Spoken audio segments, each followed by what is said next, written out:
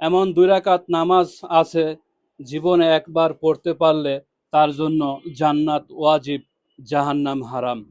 জীবনে অবশ্যই আমরা নামাজ পড়তে থাকব, কিন্তু 2 রাকাত নামাজ এমন হবে যে তাকবিরুল্লাহ থেকে নিয়ে সালাম ফিরান পর্যন্ত এক মুহূর্তের জন্য অন্য কিছু খেয়াল হয়নি, একমাত্র আল্লাহ তাআলার ধ্যানে খেয়ালেই মগ্ন ছিল। এরকম যদি 2 রাকাত নামাজ জীবনে একবার পড়া যায় তার জন্য জান্নাত ওয়াজিব, জাহান্নাম হারাম। তবে 5 ওয়াক্ত নামাজ অবশ্যই রেগুলার পড়তে হবে। আল্লাহ তাআলা আমাদেরকে তৌফিক দান করুন, আমিন।